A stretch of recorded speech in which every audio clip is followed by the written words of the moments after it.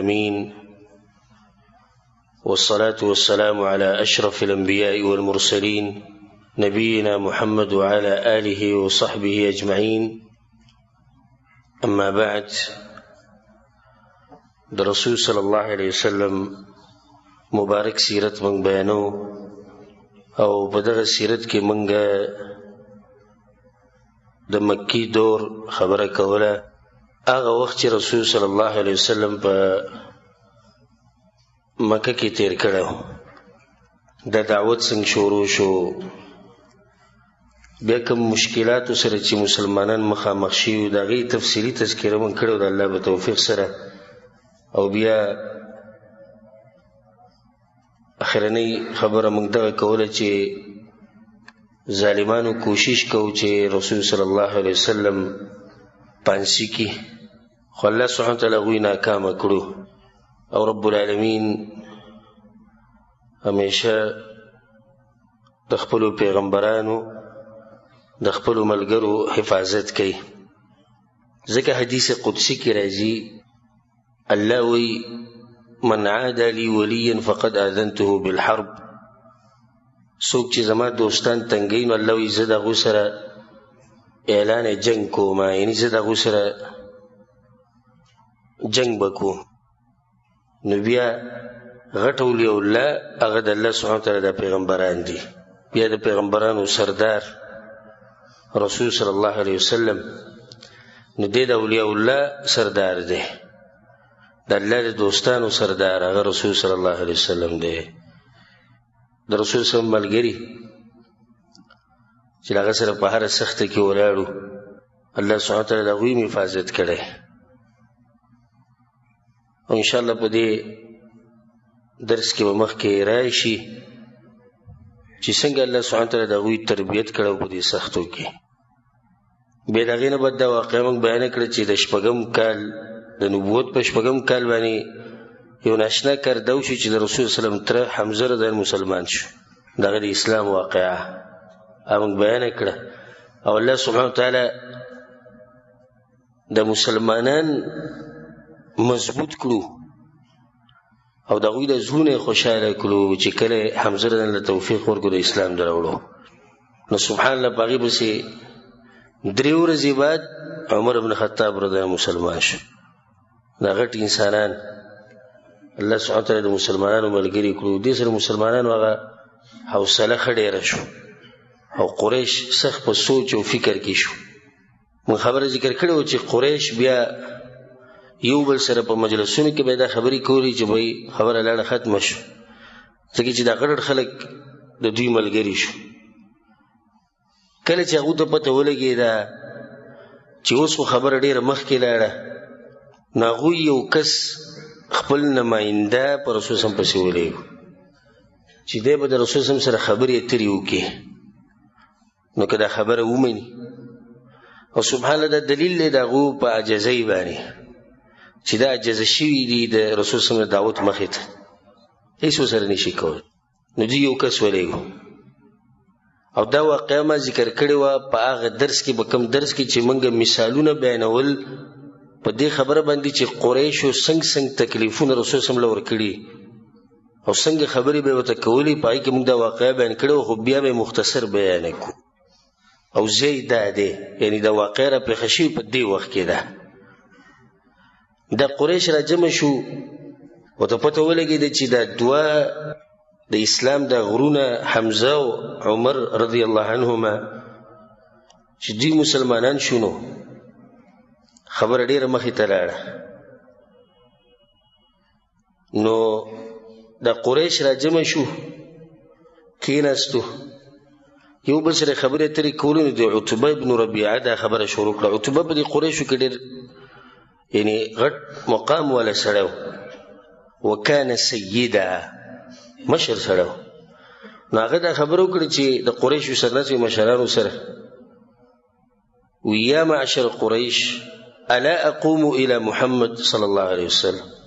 وی اې د قریش مشرانو، اې د قریش ټولګي، پانه سم په دې سړي پسې لاړ نشم، رسول صلی الله علیه وسلم او زه به د سره خبرې وکړم او خبرې به د ده مخې ته کېدم، نو کېدی شي ومني زموږ دا خبره. نو موږ به له څه ورکو دی بس د هغې په بدله کې دا کار خپل پرېږدي. هغو ته ابوالولید دا خو ډېره ښکلې خبره وکړه. ته ښه پوه سړی لاړ شه به د پسې قم الیه فکلمه خبره ورته وکړه. عتبه لاړ د رسول صلی الله علیه وسلم سره ملاقات وکړو. ورته ویل یا ابن اخي رواره ډېر په ادب سره خبرې شروع کړي. دوی نور لاس کې څه نشته.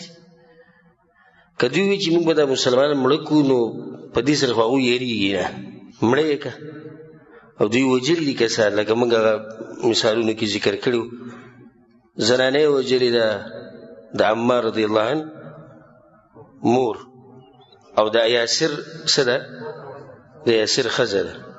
نو عمار رضی الله عنه خاندان د هغه پلار د هغه مور دا وجلی شي. نور صحابه کرامو ته ډېر تکلیفونه ملو شي خو هغوی د دین نه دی پرېښودی.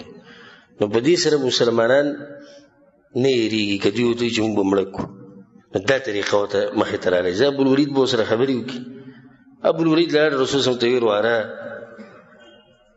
تا ته پته ده چې زمونږ په منځ کې ستا څومره اوچت مقام دی. موږ تا ته څومره په دروند نظر باندې ګورو او د نسب په لحاظ سره هم ته ښه اوچت سړی د قوم په لحاظ سره ته ښه اوچت انسان. وانک قد اتیت قومک بامر عظیم او دې قوم ته دې ناشنا خبره راوړې ده. حق ته همیشه په هره زمانه کې باطل پرست ناشنا وي نوي خبرې ورته وایي. لکه نن سبا چې څوک حق بیانوي قرآن حدیث نه خلک وایي د نوي خبرې کې فرقت به جماعتهم وصفحت به احلامهم وعبت به الهتهم ودینهم. بیا خبره شروع موږ ته ګمراه وې زموږ د بوتانو پسې ته بدې ردې وکفرت به من مضى من آبائهم او هغه پلار نیکه چې زموږ کم تېر شوي دي پوخاني هغه ټول ته کافران کړو. حالانکې رسول صلی الله علیه وسلم داسې نه دي ویلي چې هغه ټول جو کافران وو داسې دا خبرې نه دي کړي. خو دا د دې باطل پرستو طریقه ده چې ته ورسره خبره شروع کړي دی وایي هغه پوخاني کافران وه سبحان الله دغه شان زموږ سره ډېره کېږي. موږ ورته حق بیانو وي زموږ پلار نکاح یو هغه بس هسې تللي دي تباه شوي دي مونځونه دا زموږ د تېر شوي مونځونه یو نه دي شي لکه تا ته خو چا دا خبره نه ده کړې.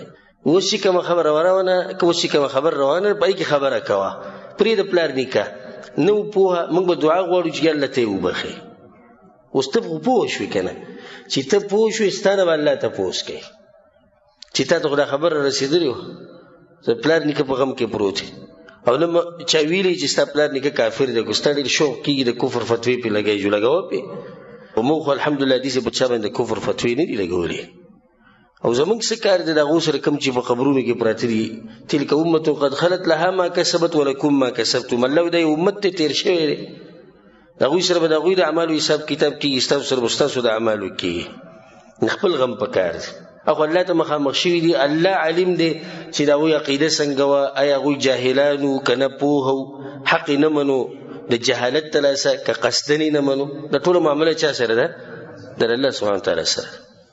لرې یو دا خبرې ورته کولې بیا یې ورته وی زما دا خبره اور بعض خبرې زه تا ته کومه څه پیشکش یې تا ته کومه که په دې کې ستا کومه خوښه شوې رسول صلی الله علیه وسلم قل یا ابوالولید ابوالولید وایه اسمع زه اورم. ورته وی رواره ان كنت انما تريد بما جئت به من هذا الامر مالا جمعنا لك من اموالنا. کته مال غواړي د پیسو دپاره دې دا قصه شروع کړي مال بدله جمع کړو که نه ښه ډېر شی مال بدله درکړو. وان كنت تريد به شرفا او که ته عزت غواړي یو مشر به دې کړو. وان كنت تريد به ملكا ملكناك علينا که ته به دې سره باچایي غواړې باچایي بدله درکړو. او که دا په تا باندې څه بیماري پیریاني بیماري علاج بدله وکړو مالونه به ولګو ستا علاج به وکړو. او دا طریقه د پخوانه د باطل پرستو را روانه. الله سبحانه وتعالی په قرآن کې دا خبره کړې ده كذلك ما أتى الذين من قبلهم من رسول. الله یې پیغمبره ستانه مخکې چې کوم پیغمبران راغلي یوازې ته نه ستانه مخکې چې کوم پیغمبران راغلي د قومونو ته هغوی ورته دا خبرې کړي الا قالوا ساحر او مجنون. هغوی به ورته یا جادوګر دی او یا لیونی دی. ناشنا خبر الله کوي اتواصوا به. الله وی دې ښکاري لکه دوی چې یو بل ته وصیت کړي ټولو چې دا خبره به کوو. دې ټولو دغه طریقه ده. یعنی د موسی علیه السلام په مقابله کې چې کوم خلک وو موسی علیه السلام ته داوي، عیسی علیه السلام ته ویلي، نوح علیه السلام ته وګوره، نوح علیه السلام او رسول په منځ کې څو فرق دی، هغه ته هم دا خبرې کړي دي. نو دا یو پخوانۍ طریقه روانه دي چې اوس د رسول صلی الله علیه وسلم ته بیماری چې علاج دی وکړو، حق پرسته او حق بیانولو ته دوی بیماری وي. بیا چې خبرې ختم کړې رسول صلی الله علیه وسلم ته وی قد فرغت یا ابو الولید، خبرې ختم شوه، فاسمع مني بیا زما خبره واوره. هغه وی څه رسول صلی الله علیه وسلم شروع کړه او آیتونه تلاوت کړو دغه په مخ کې د سورۃ فصلت. دا واقعا مخکې باندې کړی تاسو ته بیا دې هغه ته اشاره کو. رسول صلی الله علیه وسلم د تلاوت کوو هغه ته وګي خو بیا رسول صلی الله علیه وسلم په دې تلاوت کې دې آیت ته ورسېدو فإن أعرضوا فقل أنذرتكم صاعقة مثل صاعقة عاد وثمود. اے پیغمبر که دوی مخړې نه مني ستا دا خبره ورته ووایه یروم تاسو له دې سې عذاب نه کوم عذاب چې په عادیانو او سمودیانو راغلی. عتبه پاڅېدو د رسول وسلم په دې خوله باندې لاس کېښوي، بس که خپل ولی ته وګوره، الله ته وګوره، نور دا خبر به دې ودرو او ته پته و دا واقع خو ته معلوم وي. نو ویلې چې د عذاب به راباندې راشي. بیا عتبه پاڅېدو خپلو ملګرو پسې لاړ. ابو جهل وی نحلف بالله لقد جاءكم ابو الولید بغیر الوجه الذي ذهب به. ابو الولید چې به کوم شکل کې را روان دی نو هغه نه دی په کومه کې چې دی تللی و، یعنې سړی متاثره شوی دی. کېناست ورسره هغه ورته وایي ما وراءک یا ابا الولید. ابوالولید څه خبره وکړه؟ وی خبره دا ده په الله د قسم وخورم داسې خبره مې واورېده چې نه شعر دی او نه د جادوګرانو خبرې دي نه د کوډګرو خبرې دي، خو لنډه خبره هغه دا ده چې زما دا خبره ومنئ وجعلوها بي، ذمواري ټوله زما شو. دا سړی پرېږدئ او دی چې څه کوي بس ګوتې پکې نورې مه وهئ. ګوتې ولې مه وهئ؟ وایي ده داسې خبرې شروع کړي دي چې هغه خبرې موږ یې ویرولو. نو تاسو داسې کار وکړئ چې دی پرېږدئ، که بل چا مړ کو زموږ د ټولو دغه مقصد دی، که بل چا مړ کو نو زموږ د ټولو دغه مقصد دی. او که بالفرض دی کامیاب شو نو د دې عزت هغه زمونږ عزت دی، بس پرېږدئ. دا د دوی هغه کوشش او دا د قریش نماینده و چې تللی د رسول صلی الله علیه وسلم سره ملاقات وکړو، خو په هغې کې دوی څه شو؟ په هغې کې دوی ناکامه شو. د هغې نه بعد بیا د ابو طالب ذهن ته یو خبر راغله. ابو طالب د رسول صلی الله علیه وسلم تره. ابو طالب سوچ وکړو چې یو پیر دوی په ما پسې رالو، دویم پیر په ما پسې رالو، دمکیانې یې راکړې، ویې یرولو منګه. د هغې نه بعد بیا دوی رالو او دوی ماله د ولید ابن مغیره زوی راوستو، وي دا واله د خپل واره موږ له راکړه. بیا هغه ته دا پته مو ولګېده چې عقبه ابن ابي معیط کوشش کړی چې رسول سم پانسي کړي. د دې خبرې نه هغه خبر و چې ابو جهل زما د واره په کاڼي باندې ویشتی یم دی، زخمي کړی یم دی او کوشش هم کړی دی چې دی مړ کړي. دا ټولې خبرې د هغه مخې ته وې. نو هغه وي چې دی داسې څه طریقه جوړول غواړي چې زما د واره دا د مشرکانو د دې ظلمونو او د دې زیاتي نه بچ شي. طریقه هغه دا جوړه کړه چې دغه یې راجمع کړو د بنو هاشم او بنو المطلب. د رسول الله وسلم په نسب کې چې برځي بنو عبد مناف راځي، بنو عبد مناف. د عبد مناف بیا دوه زامن دي، د هغوی نه بیا قومونه جوړ شوي دي، یو ته ویل کېږي بنو هاشم او بل دی بنو المطلب. نو ابو طالب داسې چل وکړو چې دا بنو المطلب او بنو هاشم دا دواړه یې راجمع کړو، دا قبیلې دا خاندانونه یې راجمع کړو. په دې کې که کافر دی که مسلمان دی هغه ټول یې راجمع کړو. هغو ته یې دا خبره وکړه چې خبره دا ده چې که دا کسان چېرته راولګېدو زما دا رواره یې مړ کړو یا بل څه تکلیف یې ورکړو نو شرم زموږ د ټولو دی او موږ ټولو ته بیا خلک دا وایي طعنه به راکوي چې مړه تاسو ته ګوره کار ته م ګوره د یو سړي حفاظت تاسو نشو کولی او دومره غټ خاندان ته ګوره بنو هاشم خو مشهور خاندان دی نو موږ ټول چې راجمع شو د یو سړي دفاع موږ نشو کولی دا زموږ دپاره داسې خبره ده چې عیب دی نو هغو ته یې څه وکړو ویې کوو به ده چې ټول به په دې خبره باندې لوظ کوو چې موږ به د دې سړي دفاع کوو که موږ کې کافر دی که مسلمان دی که هر څوک دی نو هغه ټولو په دې خبره باندې اتفاق وکړو چې موږ به د رسول صلی الله علیه وسلم دفاع کوو سوای د ابو لهب نه چې ابو لهب وایي زه تاسو سره په دې کې شریک نه یم ابو لهب لاړ او د قریش سره ملګری شو کوم چې نور خلک دي د قریش نو دیزي کې بنو هاشم او بنو المطلب دوی څه وکړو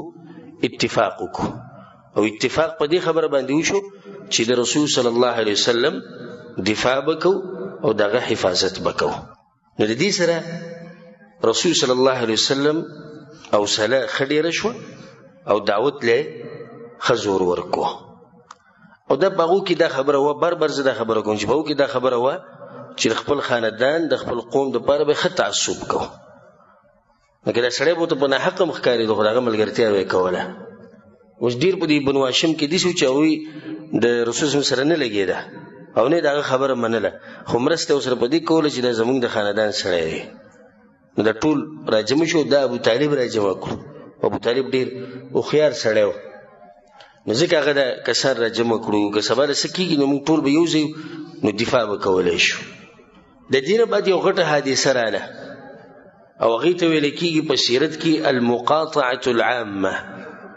عام بایکاټ د بنو هاشم سره بنو هاشم بنو المطلب عبد مناف چې کم داغه په بچو کې کم نسل او کم خاندان راځي د دې ټولو سره بایکاټ سلور حدیثې راړي دا غي د لاسه مشرکان بالکل کمزوري شو یو حدیثه او د ټولو حدیثې ګوره په سلور وبتو کې راغلي دي یعنی په یو میاشت یو حدیثه دره چې حمزه رضی الله عنه شو مسلمان شو دویمه حدیثه دره چې عمر رضی الله عنه مسلمان شو دریمه خبره دا شو چې رسول صلی الله علیه وسلم د قریش ته نماینده خبره ونه منله سلورمه خبره به بیا دا وشو چې ابو طالب راولګېدو بنو المطلب او بنو هاشم دا ټول سکړو د یو ذکرو جمع کړو د غوی مسلمانو او د غوی کافرو چې وای د دې سړي به حفاظت کو د مرسته وکاو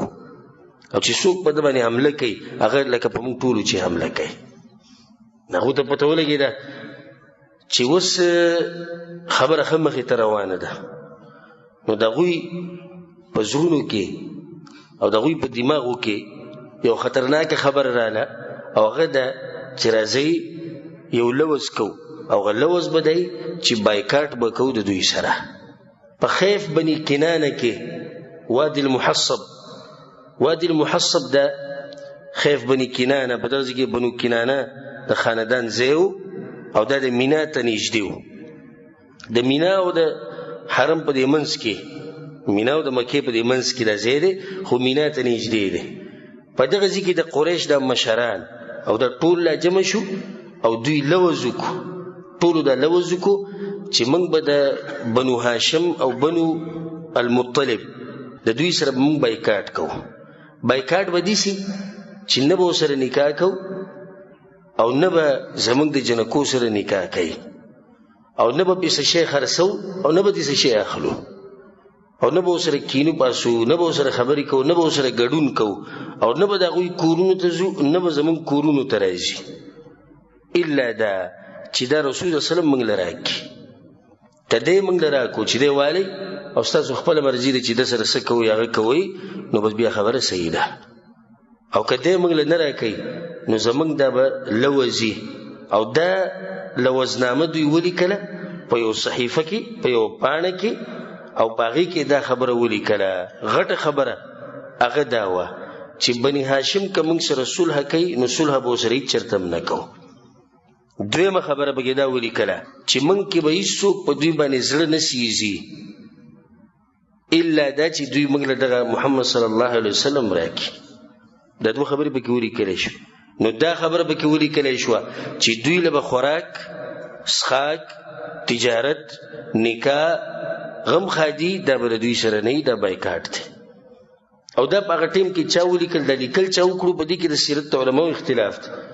بعض وایي چې منصور ابن عکرمه، بعض وایي چې نضر ابن الحارث، او بعض وایي چې بغیض ابن عامر ابن هاشم وی د لیکلي وه. رسول صلی الله بیا د بغیض ابن عامر ابن هاشم ته خیریم کړی وي، د ده د لاسونه چې دی دا شل شوي وو. بیا ده دا لوزنامه لیکلې وه، او دا لوزنامه دوی راواغسته او په کعبه کې دننه ځوړنده کړه چې دې ته دا ګوره معمولي خبره نه ده، بلکې دا به ټول په دې باندې عمل کوو او دا په کعبه کې دننه ځوړندی. او دا خبره یاد ساتئ چې داسې خبره نه ده چې پارټۍ وشو او ختمه شوه. د اوسه پورې د هغه وخت نه د اوسه پورې د کفر او د کافرانو دغه طریقه ده، مسلمانان تنګول په دې طریقې سره چې راشه په دوی باندې به اقتصادي پابندیانې ولګو، او باطل پرستو دا طریقه ده، راشه د پلاني سره به غم خادي ختمه کړو، او پلانې به د کلي نه وشړو، او پلانې به د علاقې نه وباسو، پلانې به بدنام کو، پلاني سره به رشتې نه ساتو. په دې باندې دوی کوشش کوي چې د حق پرست د حق نه واوړي. خو کوم سړی چې حق پرست نه په صحیح معنو سره دا خبرې په هغه باندې اثر کوي، خو چې حق پرست انساني نو په هغه باندې دا خبرې اثر نه کوي. او الله سبحانه وتعالی په قرآن کې دا خبره کړې ده، لتبلون فی اموالکم وانفسکم. الله وی خامخا به په تاسو باندې امتحانونه راځي، هغه ستاسو په مالونو کې او ستاسو په نفسونو کې. امتحان کله په مال کې راشي، غریبي، فقر، کله په نفس کې راشي، دا انسان مړ شي، زخمی شي. الله وی لتبلون، خامخا به راځي، داسې نه دي ویلي چې راځي به، خامخا به په تاسو امتحانونه راځي.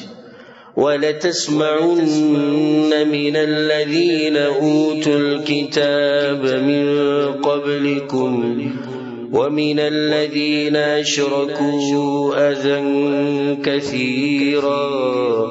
الله خامخا به تاسو اوري د اهل کتابونه، يهود و نصاراونه او د مشرکانونه ډېرې بدې ردې، خامخا به اوري. تاسو به تنګي، تاسو به وجني، تاسو قسمه قسم کوششونه به هغوی کوي چې ستاسو د دینداري د ختمه کړي او ستاسو د رابطه د دین سره پرې کړي. خو الله سوی وَإِن تَصْبِرُوا وَتَتَّقُوا، او که تاسو صبر وکړو او په ځان کې تقوا راوسته، فَإِنَّ ذَلِكَ مِنْ عَزْمِ الْأُمُورِ، نو دا د پخو کارونو نه ده. دا ډېره غټه سخته په مسلمانانو راغلې، ډېره غټه سخته په مسلمانانو راغله. دا لوزنامه دا مشرکینو ځوړنده کړه په کوم ځای کې؟ په کعبه کې دننه.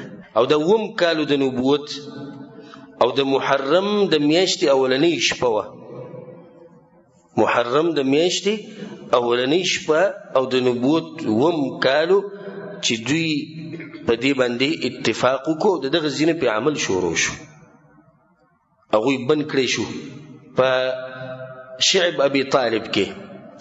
شعب ابي طالب د بصیرت کې تاسو دا ټکی ډېر اورېدلی، یعنی مطلب د ابو طالب دره، او دا د 2 غرونو په منځ کې ځای و چې دا ځای په اصل کې و د عبدالمطلب او بیا و د ابو طالب سره. نو دا ټول په دغه ځای کې بند کړی شو، محاصره کړی شو، او د دوی نه اوبه او خوراک څښاک دا ټول به بند کړی شو. او چې کله به هم مکې ته چېرته خوراک راغی، غلبه راغله، نو دې مشرکینو به تادي وکړه او دغه سامان به د هغوی نه واغستو چې چېرته په دوی خرڅ نه کړي. لوږه په هغو باندې ډېره زیاته شوې وه. تر دې چې سیرت کې راځي وي په دغه ورځو کې مسلمانانو او سره د دغه مشرکینو کوم چې هغو سره ملګري، ځکه چې دا مقاطعه، دا بایکاټ د مسلمانانو نه نه صرف، دا بایکاټ د چا نه دی؟ بنو هاشم والا، چې څوک کوم د دوی سره ملګري، او د دوی مشر چې دغه څوک دی هغه ابو طالب دی. ابو طالب په دې خبره کې شک نشي چې ابو طالب د رسول صلی الله علیه وسلم سمه مرسته کړې، او په دې وخت کې هغه بوډا او تقریبا 80 کالو ته نږدې و. نو بوډا سړی چې 80 کالو ته نږدې او په هغه باندې خوراک څښاک بند کړی شي او هغه دغه ځینې نشي وته علاج دپاره نشي وته دغه دپاره ډېره ګرانه ده. نو ابو طالب د مکې سردار په قریش کې مشر انسان هغه باندې د مصیبت راغی. نو دوی به پاڼې خوړې بس سیرتونو کې راځي چې سرمنې به یې خوړې سرمنې او چې څوک به په دغه طرف باندې تېرېدو نو د دوی د ماشومانانو او د دوی د زنانو هغه اوازونه به اورېدو چې کوم به د لوږې د لاسه و او دوی له به چا څه شی نشي وړی مګر دا چې په پټه به یې وړو او بهر ته به دوی نشي راوتی صرف په هغه 4 میاشتو کې به راوتو چې هغې ته اشهر الحرم ویلی کېږي ځکه چې د مشرکینو به د دې 4 میاشتو عزت کوو پای کې به چاته څه نه وي څوک به یې تنګو نه پای کې به څوک مړ کوو نه نو په دې 4 میاشتو کې چې کله به موقع برابر شو نو دوی به بهر ته راوتو خو د هغې نه بغیر دوی نشو راوتی. بعض کسان چې کومه قافله به راتله د هغوی سره به سامان و سودا وه د دوی په طرف به تېرېدو نو دوی به د څه نه څه ځان له اخېستو خو چې کله قریش والا خبر شو مکې والا نو هغوی ریټونه دومره ډېر کړو دومره ډېرې پیسې به پرې ورکولې چې هغه قافله به بیا په هغه طرف باندې سره تله نه هغه به ډایرکټ په دوی پسې راتلو. په دغه ورځو کې حکیم بن حزام خپلې ترور له غنم وړو او د ده ترور چې دغه خدیجه رضی الله عنها او دا یې ساتئ په دې حصار کې او په دې بایکاټ کې او دا سخته چې کومه تېرېږي نو په دې کې رسول صلی الله علیه وسلم په خپله هم دی او په دې کې د هغه بیبي خدیجه رضی الله عنها دا ورسره م وه. د دین دپاره قرباني پکار ده دا خبره زه بار بار کومه. دا وګورئ رسول صلی الله علیه وسلم 3 کاله دا لوزنامه او دا بایکاټ د 3 کالو پورې چلېدلی 3 کاله دوی ته خوراک څښاک دا به بنو اقتصادي پابندیانې په دوی لګېدلې خو خپل دین مسلمانانو نه دی پرېښودی.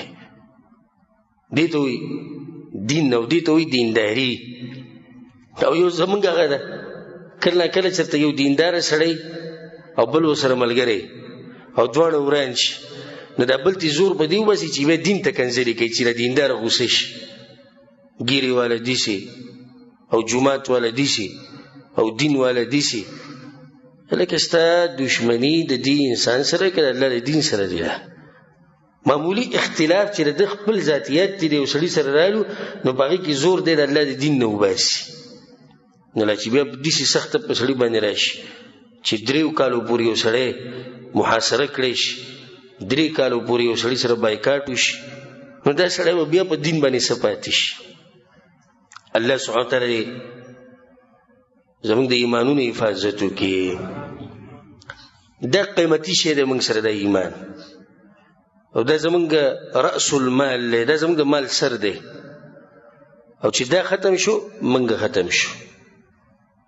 ځکه عمر بن خطاب رانه وویل موږ داسې قوم وو چې زموږ نوم او نشان نه او د عزت چې ټول موږ ته میلاو شوی د څه د لاسه دی د دې اسلام د لاسه دی. نحن قوم اعزنا الله بالاسلام موږ داسې قوم یو چې الله راله عزت را کړی د اسلام د لاسه او کله چې موږ عزت لټو په بل څه کې الله به موږ ذلیله کوي او کله چې موږ عمر بن خطاب کله موږ عزت لټو په دنیا کې په تجارتونو کې په خواهشاتو پوره کولو کې بیا موږ ذلیله کیږو. نو حکیم بن حزام خبره ما کوله. حکیم بن حزام د خپل ترور خدیجه رضی الله عنها هغې له وړه راغستي وو د غنمو او روان ولته نو ابو جهل ولا مخې له ورغی. ابو جهل چې مخې له ورغی نو ونښتو پورې او منع یې کړو نو یو بل یې وهل نو په دې کې ابو البختري یا ابو البختري بعض ورته بختري وایي بعض ورته بختري وایي. ابو البختري هغه پکې په منځ کې راننوتو او ابو جهل یې منع کړو او هغه یې ونیو او حکیم بن حزام ته وایي چې زه ته د وړه د غنم د خپلې ترور له ورسوه. ابو طالب په دغه ورځو کې په ډېر سوچ کې و یو خو د ټول قوم مشرتیا د په اوږه ده، بل اکثر داسې کېږي چې لکه زه اوس تا له مشوره درکړم چې دا کار داسې کوو او ته ما سره ملګری شي او په دې کار کې بیا مصیبت مخې ته راشي او څه سخت راشي، نو دا خلک بیا دې ملامته کوي، وایي ده ویلي وو. نو دا ټول را جمع کړي چا وو؟ دا ابوطالب را جمع کړي او بیا پرې دا سخته راله، نو د ابوطالب په اوږو باندې ذمهواري هغه ښه ډېره شوه. د ابوطالب به یېرېدو خصوصا په رسول صلی الله علیه وسلم باندې، او کله چې به د شپې د ویده کېدو ټیم راغی نو رسول صلی الله علیه وسلم به په خپله بستره کې سملو. د دې دپاره که چې ته مشرکان حمله کوي، د نور مشرکان حمله کوي، نو په دې طلایي باندې او په دې ځای باندې هغوی ګزار نه کوي چې هغوی د ابوطالب ځای دی، نو ته دلته ویده کېږه او خپلو بچو ته به یې دا وي یا رونو ته یا د ترونو زامنو ته چې تاسو د رسول صلی الله علیه وسلم په طلایي باندې ویده کېږئ. نو که دوی ګزار کوي نو په هغې کې به یا زما زوی مري یا رواره او یا د تره زوی او یا رور، نو هغه څه خبره نه خو چې دا سړی بچ پاتې شي. رسول صلی الله علیه وسلم به د ابوطالب په طلایي کې ویده کېدو یا به د ابوطالب د بچو په طلایانو کې ویده کېدو، د دې لپاره چې د رسول صلی الله علیه وسلم حفاظت وشي او څوک ورته څه ونه وایي. او سبحان الله په دې سختو حالاتو کې به رسول صلی الله علیه وسلم ګورې د حج په ورځو کې راوتو دعوت به یې کوه، غټه زړورتیا او غټ محنت او کوشش او قرباني د دین دپاره مثال نه میلاویږي په تاریخ کې د رسول الله صلی الله علیه وسلم په شان.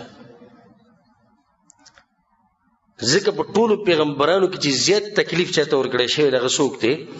هغه زمونږ پیغمبر صلی الله علیه وسلم دی. بیا څوک دی؟ بیا موسی علیه السلام دی. دوی د تکلیفونو ډېر زیات میلاو شوي.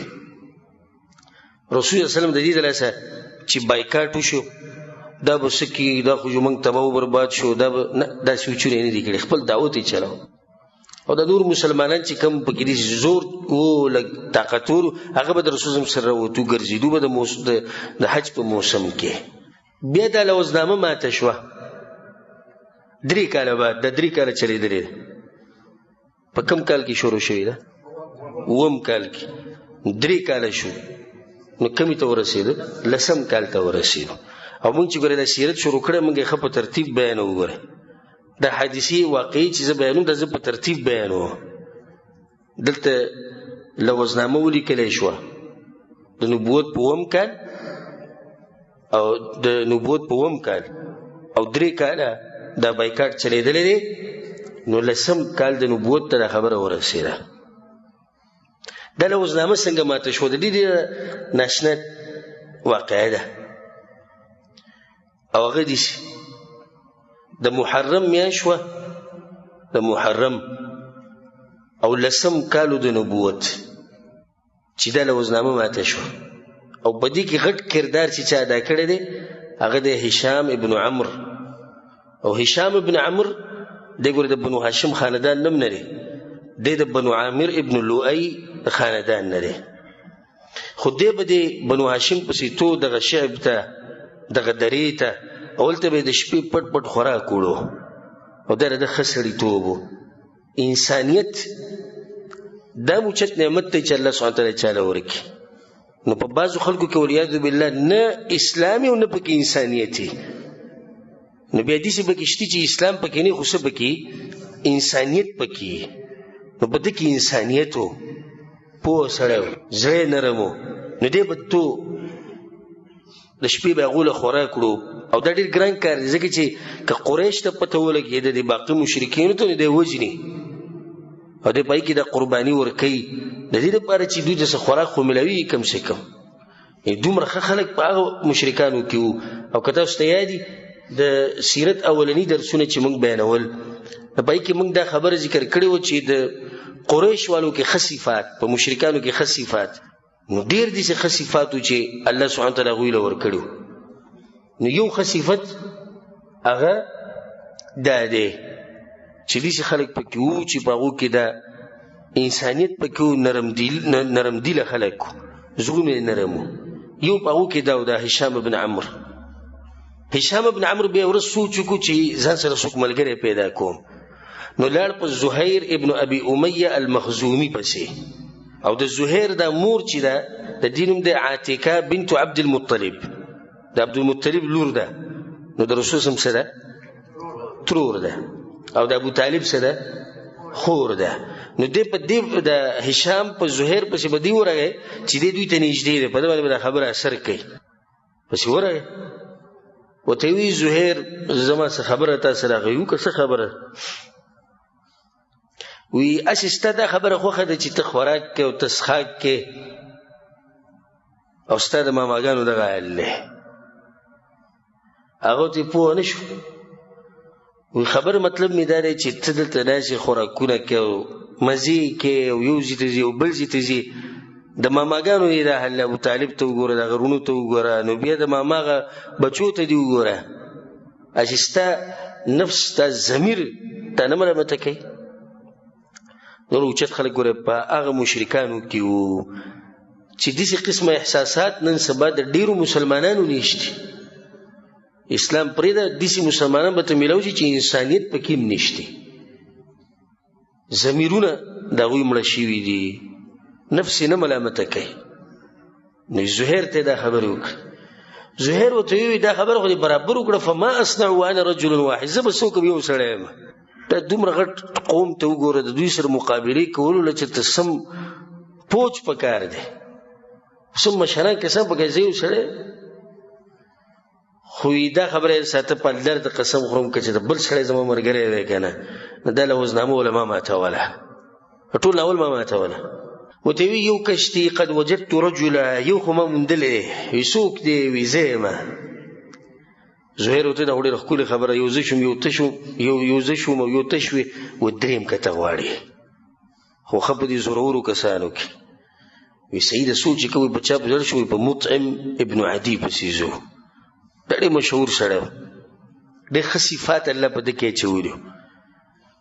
او رسول صم ګوره د دوی دا ښه بیا یې کړي نه دي، زه بیا تاسو ته بیانوم چې رسول صم دوی سره په جواب کې څه ښه کړي وي. مطعم ابن عدي پسې ورغلو، کېناستو سره دا دواړه.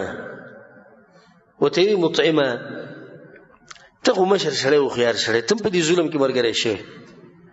هغه وایي چې نه ملګری کېږي نه څه کې، زه خو یو سړی یم، زه به د دوی خلاف څه وکړم.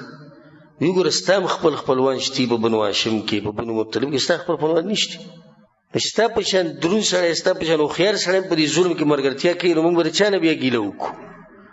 داسې هوښیار خلک وو، په داسې طریقه باندې به یې خبره کوله چې هغه به غیرت به پکې را تازه کړو. هغو ته یې مطلب څه دی؟ مطلب دا دی چې دا خبره ختمول غواړي. وی انما انا رجل واحد، زه خو یو سړی یم، زه به څه وکړم؟ هغه ورته وی هشام ورته وجدت ثانیه، دویم شتي وی، وی دویم څوک دی؟ وی زه یم. هغه ورته دریم وګوره، وی دریم دا دی که نه؟ او دریم څوک دی؟ زهیر. نو هشام، زهیر، مطعم ابن عدي، دا مشران کسان او ښه پوهه کسان چې دی ملګري شو. نو بیا ورته د مطعم وی داسې کار په کار څلورم ملګری کوو چې دا خبره ښه زور ونیسي. وی صحیح ده، خو دا څلورم به څه وکړي؟ وی ابوالبختوري ته وایو، دا هم دې سړی دی چې غیرت پکې ډېر دی، نه که موږ ستاسې خواته ورشو نو دی به کېدای شي زموږ ملګری شي، ځکه چې ځو پسې. خبره شروع کړه هشام، وی ګوره ابوالبختوري ته مشر سړی، ښه پوه سړی، دا ظلم روان دی، ته پکې ملګری. هغه وی زړه مې نه کېږي، خو څه وکړو؟ نو یو سړی خو د دوی خلاف نه شي کولی، او ټول اتفاق کړی، زه یو سړی څنګه ووایم چې زه نه کوم؟ وی نه دا خبره ختموو، چې ختموو نو بیا دی به چې کسان کته غواړي. وی یو شتي، وی دویم هم شتي، وی دریم پکار دی، وی دریم دا مطعم دی که نه؟ دی څلورم شو، دی چې ځو. بختوري ورته ابوالبختوري ورته وایي چې خبره داسې ده چې یو پنځم کس بل کته غواړي، بس دا پنځه به موږ پوره یو. وی پنځم به څوک یې سوچ کوي؟ په زمعه ابن الاسود ابن المطلب ابن اسد، په زمعه پسې ځو. دا لاړو زمعه سره کېناستو، هغه ته یې ووایي چې ګوره په دغه کسانو کې زموږ خپلوان هم شتي چې د هغوی سره زموږ رشتې دي.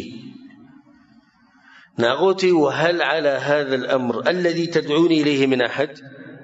دا كم کار چې تاسو ما ته وایي چې دا کو په دې څوک لکه اشتي څوک دا خبره کوي نه موږ څلور واړه یو که نه؟ هشام، زهير، مطعم، أبو البختري يا أبو البختري أو زمع بن الأسود باتفاق کو چې دا کار به موږ کوو.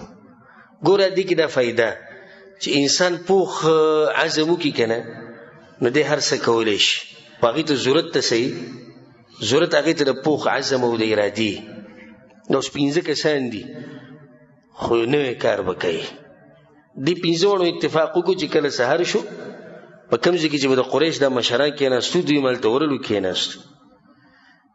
نو زهیر ته وی چې ته به بیا راشي موږ څلور واړه به کېنو ته لږ ساعت بعد راشي. څلور واړه ناستو د قریش دا مشران وناستو ابو جهل وناستو. زهیر رانوتو یو ښکلي چوغه یو ښکلی لباس یې اغوستی و مالداره سړی وي فطاف بالبیت 7 وچه کرې ولګوله طواف یې وکړو. بیا یې چې کله راغی ودرېد دې خلکو ته ویل یا اهل مکه ای مکې والو هسې زه یو خبره کوم تاسو پکې سوچ وکئ.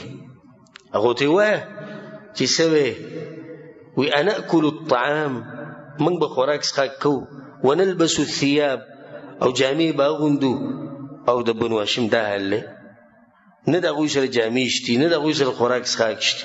لا یباعون ولا یبتاع منهم نه هغوی څه خرڅولی شي نه ترې څوک څه اخلي.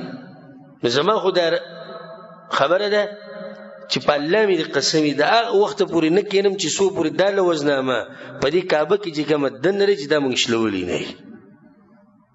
دا خبره وکړه ابو جهل راپاڅېد وی کذبت دروغجنه کېنه وی په الله مې د قسم ته خو له لاسه وړله چې زه سره چل کومه.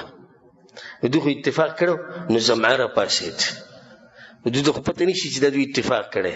زهیر خو زمعه راپاڅېد ابو جهل ته وی انت والله اکذب په الله مې د قسم د ټول نه غټ دروغجن ته ما رضینا کتابتها حیث کتبت په کوم وخت کې چې دا لوزنامه لیکلی کېده موږ په هغه ټایم کې هم په دې نه ورځي. دا سره کولو کارونه یې تاسو چې کوم کړی. خبره ګرمه شو. نو په دې کې ابو البختري راپاسې وي زما خبرې ته غوږ کېده وي صدقه زما خبره صحیح ده دې به لغزم نه هم راځي. د کوم ځای تاسو دا خبرې ولیکي لا نرضى ما كتب فيها څه چې پکې لیکلی شوي دي نه پرې راځي او نه منو نه پرې عمل کوو. دا څو کسان راپاسېدو 3. دا خبره روانه وه. مطعم راپاسېد وی خبره واورئ شور مه کوه. هغوی مطعمه ته څه او دا مته وجه دی زموږ ملګری دی او پکې ښه درنه خبره وکړي. وی صدقتما تاسو ښه رښتیا خبرې کوئ. زمعه ته وی ابو البختري ته وی خبره ستاسو برابر ده. نبرأ الى الله منها ومما كتب فيها موږ بیزاره یو الله ګواه کوو په دې خبره باندې چې موږ بیزاره یو د دې لوزنامې نه او په دې کې چې څه دي نه منو نه پرې عمل کوو. ښه حیران شو.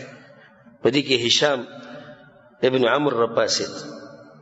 ابو جهل ورته ویل ته څه وی ته خبره وکړه. وایي زه دغه وایم دوی چې کومه خبره وکړه خبره برابر ده. اوس 5 کسان ښه زورور کسان دي دوی سره خو دوی څه نشي کولی. ابو جهل چې کله دا حالات ولید ها بس زه پوه شوم زه ورسېدم په خبره او ډېر هوښیار سړی وګورئ او ځکه هغه ته په جاهلیت کې څه وي ابو الحکم. نو هذا امر قضي بليل دا خو تاسو کې د شپې ټول لاس وي اتفاق هم کړی دلته راغلي یو پاسې کار تاسو په مشورې سره او ښه په دغه کوله اتفاق سره کوئ. زه پوه یم ستاسو په چلونو. ښه ابو طالب هم په دې ټیم کې ناست و. ابو طالب راغلی دی د کعبې سره خوا کې وي ګوډ سره ناست. سوال په زړه کې دا راځي چې ابو طالب دلته څه کوي چې راغلی. جواب ابو طالب ته رسول صلی الله علیه وسلم ویلي و چې تره دوی که دا کعبې د دروازه کولاو کړه او دا لوزنامه یې راواغېستم دا لوزنامه د وینه خوړلې ده په دې کې صرف به د الله نوم پاتې نور دا ختمه شوې ده. نو ته به هغوی ته دا خبره وکړې. وایي صحیح ده. هغه ناست چې کله دا خبره ګرمه شو د ابو طالب راپاڅېدو وی خبره ورانه وایي موږ خو زه به درته یو خبره وکړم په هغې به فیصله وکړو. وی څه خبره؟ وی خبره دا چې د کعبې د دروازې کولاو کوي، که دا لوزنامه روغه پاتې وه نو تاسو به خپل کار باندې بیا برقرار اوسئ او چې څه کوئ هغه کوئ، او که دا داسې وه لکه څنګه چې زه وایم چې په دې کې به صرف د الله نوم پاتې، نو بیا به تاسو داسې کوئ چې د خپل کار به پرېږدئ او موږ ته به لار خالي کوئ. هغوی دا خو ډېره ښکلې خبره. وی خندل وی بوډا ته ګورئ ته اوس وی نورې خبرې شروع کړې. تا ته ولې کوم ځای نه پته ولګېدې چې لوزنامه ختمه شوې ده؟ بس هغوی دا خبره پرېږدئ او دروازه کولاو کړه. مطعم ابن عدي ور مخې ته شو، وی زه دروازه کولاو او زه به یې شلومه. چې دروازه کولاو کړه او چې څنګه دوی دا نظر په دې لوزنامه باندې پرېوتو، لوزنامه ټوله چې دی وینو خوړلې وه، صرف پکې یو ټکی پاتې شوی و، بسمک اللهم. بسمک اللهم یعنی یا الله ستا په نوم باندې موږ شروع کوو، هغوی به د الله د نوم هغوی به هم ذکر کوو. دغه د الله د نوم چې دی دا یې نه و خوړلی، نور ټول لوزنامه ختمه شوې وه. په دې سره خبره واضحه شوه. او دوی خو لوز کړی و، ابو طالب ته ویلي که داسې وي بیا به موږ وروسته کېږو د خپل کار. دغه شان شوه. ښه دا دوی یو غټه نښه ولیده. ګورئ یو غټه نښه په کار خو دا و چې له دې نه څه عبرت اخیستی مسلمان شوی خو نه.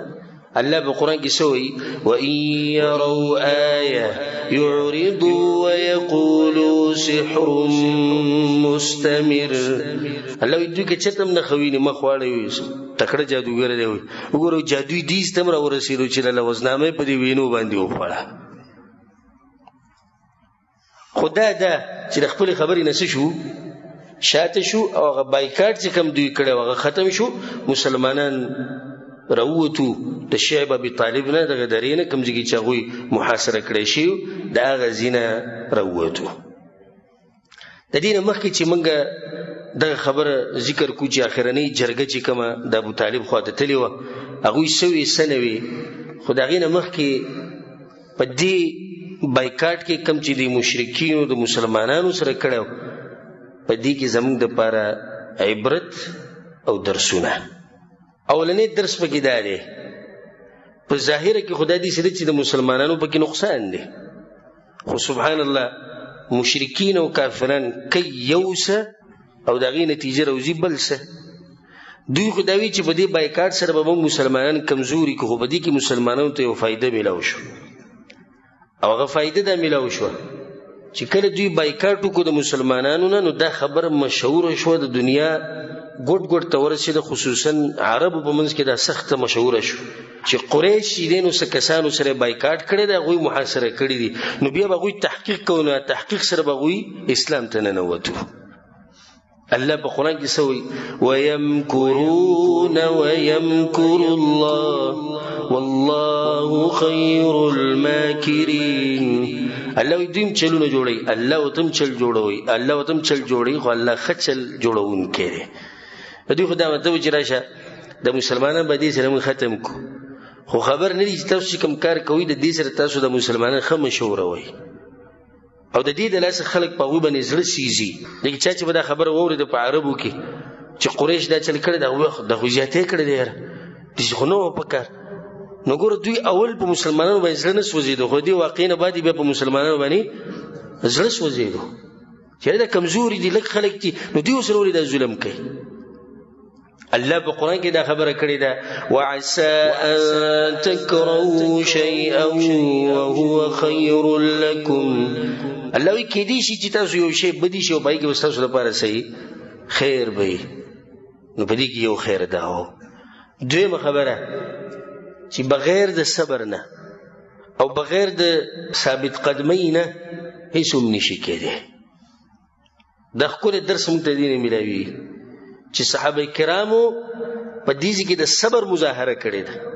سبحان الله سعد بن ابي وقاص رضی الله عنه وی په دغه ورځو کې د 3 کاله چې کوم بایکاټ شوی هم په دغه ورځو کې یو شپه زه ووتم تشې میچازي کولې ما، نو ماته څه ټوټه داسې میلاو شوه، سرمن پرته وه، نو دغه سرمن ما راواغسته، هغه مې پاکه کړه، وچه مې کړه، نو په اور مې بیا ګرمه کړه، نو هغه مې وخوړله، نو یو 3-4 ورځې مې پې ګزاره وکړه. دومره سختې په هغو باندې تېرې شوي دي، خو د دې هر څه سره هغوی صبر کړی. او دا الله سبحانه وتعالی تربیت کوي د صحابه کرامو. دا ټولي سختي زلیګیا متوسط بیانوم په دې درس کې په ترتیب سره. یو سخت ختم شي بل شروع شي، بل ختم شي بل شروع شي، نو څومره چې سره زر ورته اچي دومره خپلقيږي. دی مسلمانانو باندې چې سخت یو ختم شي بل راشي نو حالات خخ شي، دا غینه به چې بل راشي نو حالات خخ شي. ایمانونه دا وډیریدو، دا غوي صبر بډیریدو. او الله سبحانه وتعالی په قران کې دا خبره کړې و، او دا خبره خو دا غوي په ذهن کې و. الله سوي په قران کې احسب الناس ان يتركوا ان يقولوا آمنا وهم لا يفتنون. الله آیا د خلکو دا ګمان دی چې موږ به ووایو چې موږ په الله ایمان راوړی دی او زه به دغه شان پرېږدم بغیر امتحانونه؟ ډېر خلکو دا مطلب دی. لا اله الا الله مې ویلی دی او مزید او الله دې جنت الفردوس کې اوچت مقام راکړي وایي بس.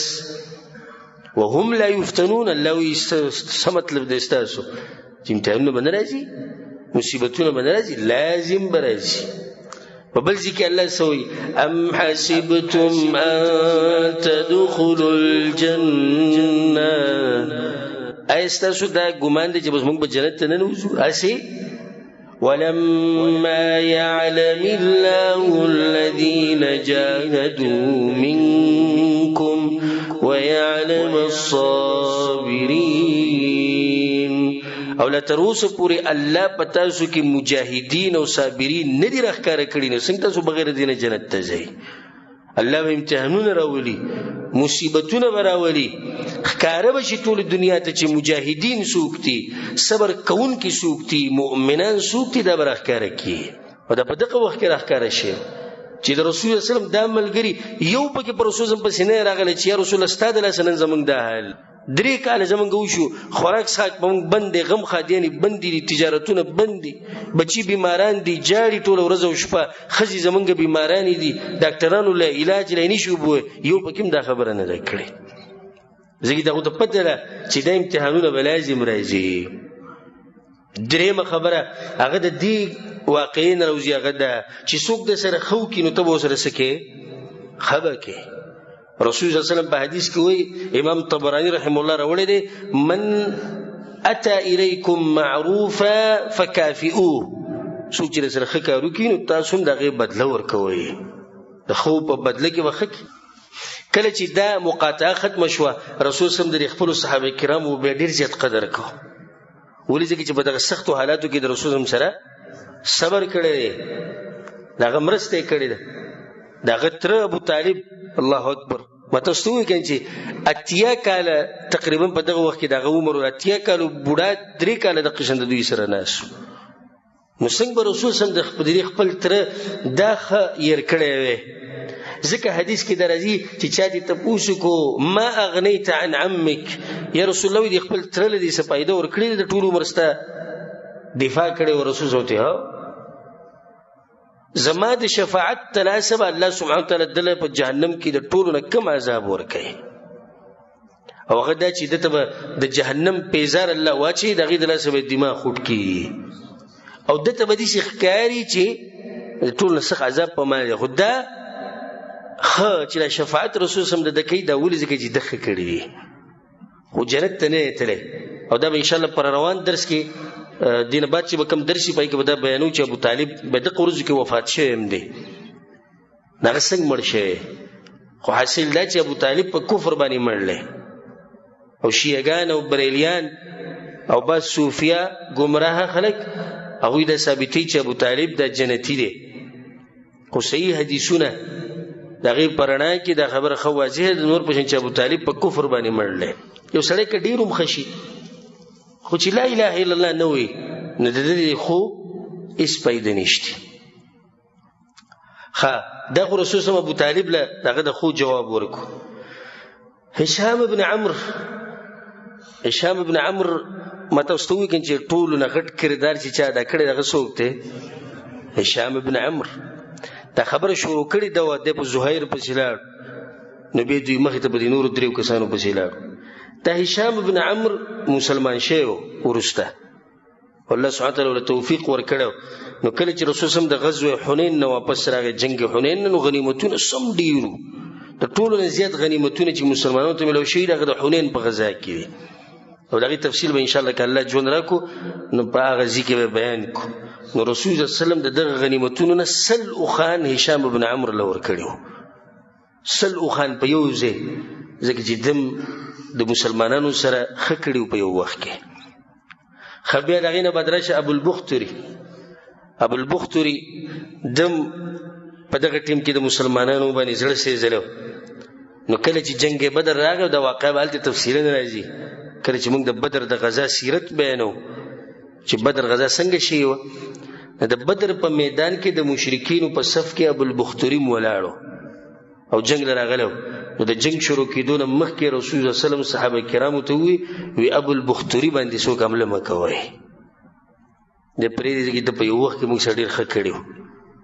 نو د خوب په بدله کې ښه کول. مطعم بن عدي هغه مړ شوی. نو کله چې رسول سم د اویا کسان قیدیان کړو په جنگ بدر کې،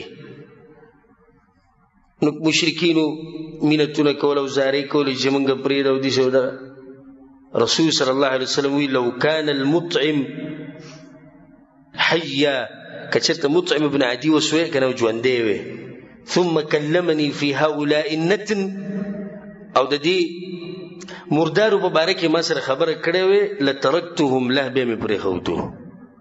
خو که څوک وی مطعم په خپله وی، مطعم که ما ته ویلی وی چې دا اویا کسان پرېږده که نه هغه لپاره مې پرېښودو، ځکه چې مطعم په یو وخت کې د مسلمانانو سره مرسته کړې ده.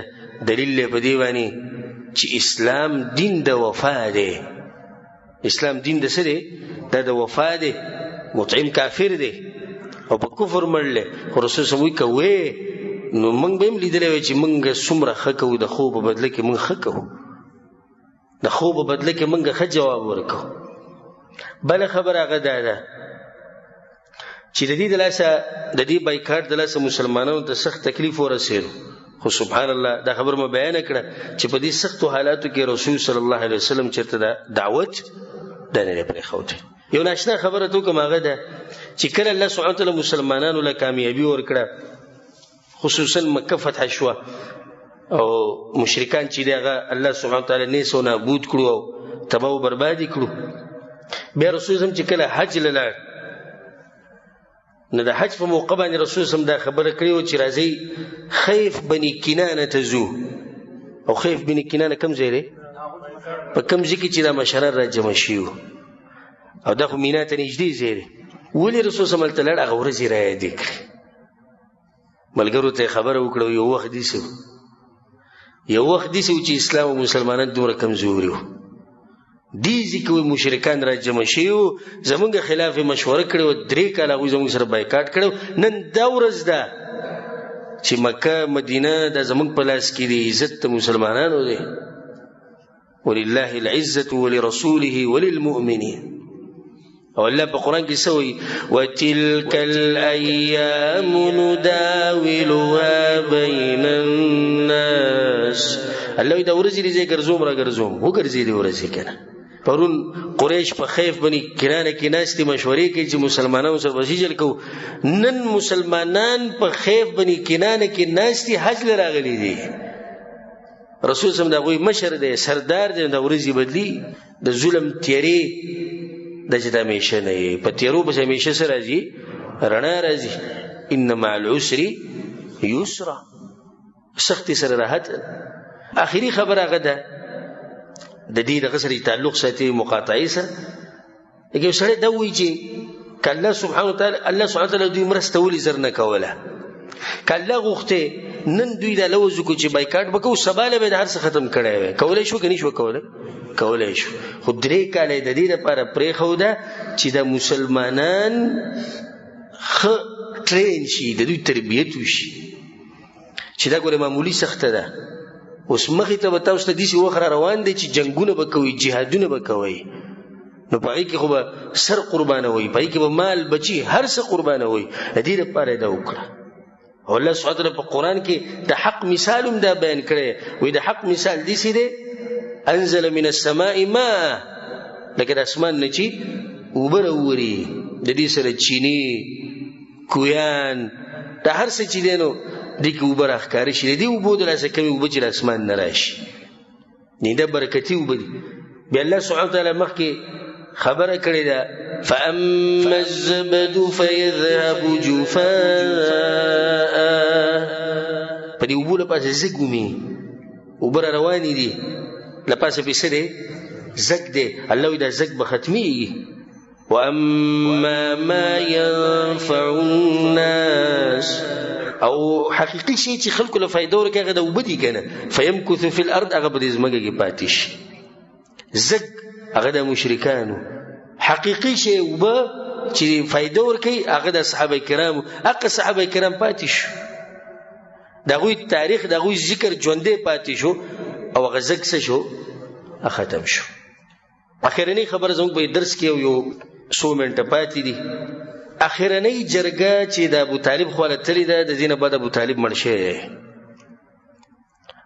اخرنۍ جرګه بله تلې ده د څو جرګې دي موږ چې د سیرت بیانوو څو شوې د دې سره څو شوې څلورمه جرګه ده په اولنۍ جرګه کې دوی ورلو ابوطالب ورته خبره خوا دې خوا کړه دوی واپس کړو په دویمه جرګه کې ورلو ابوطالب له دمکیانې مو ورکړې هغه رسول سم ته وی کته گزاره نو هغه ته خبر وکړه نور له په یو لاس کې راکې سپومې په بل لاس کې راکې بیا هم د دعوت نه پرېږدم بیا ورته هغه ویل صحیح ده موږ دې ملګري یو دریم پر بیا رالو اوسې چلی وکړو ولید ابن مغیره زوی راوستو وی دی واله خبر واره راکاو دی زی دا څلورمه جرګه ده او دغه په ژوند کې اخرنۍ جرګه ده ابوطالب خواله دوی ورلو ولې ابوطالب خواله لاړو کله چې مسلمانان راووتو او د دوی دغه هغه بایکاټ او غرس ختم شو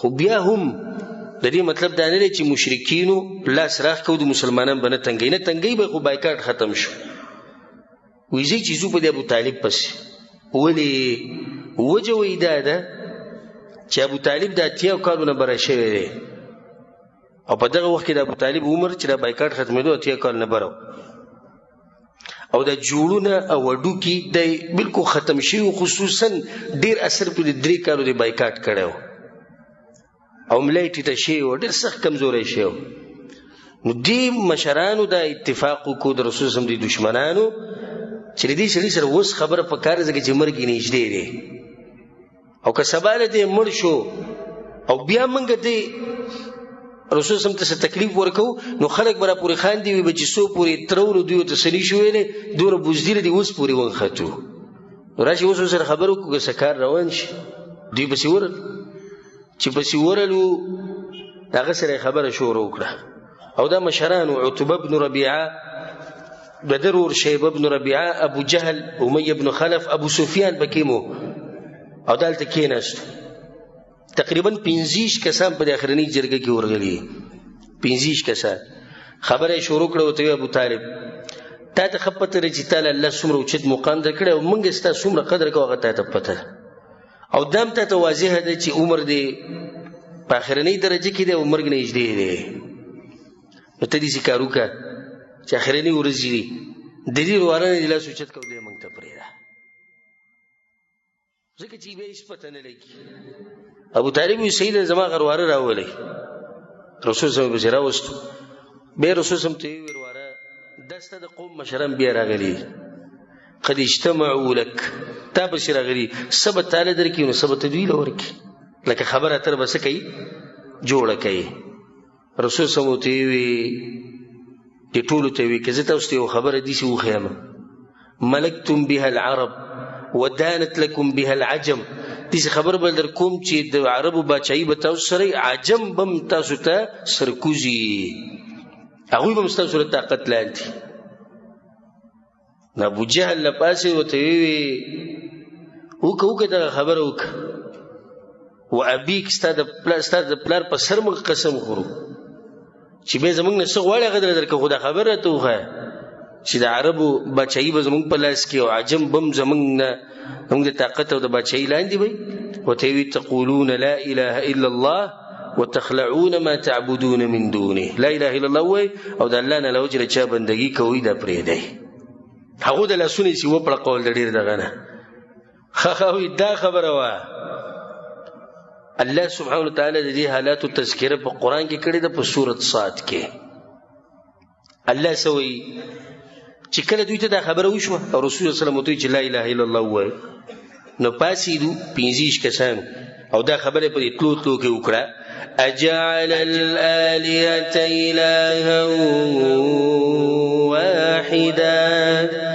خلق د ټول معبودان چې زمون کم دي د پریدو صرف د یو الله بندگی وکاو کور د لا اله الا الله په مطلب ګور دوی پویدو ها یعنی دوی ته پته چې لا اله الا الله مطلب دی چې د بوتانو د هر سبب پری دي او د نن سبا ډیر نام نهاد مسلمانان هغه ته لا اله الا الله پته نشته ان هذا لشيء عجاب عجیب خبرې کوي ابو طالب ته وستاره وروه نور څه شروع کړي بلوي وانطلق الملأ منهم دغه ټولګي چې کوم ورغلو د 15 کسانو د جرګه الله دا واپس شو او په یتلو کې سوي انمشو زيجزو واصبروا على الهتكم خپل دین ګره مضبوط راونی سي ان هذا لشيء يراد دا خو دې خبرې دي چې دې زمونږ نه غواړي یعنی دې پوره پلان جوړ کړی چې موږ زمونږ د دین نه واړی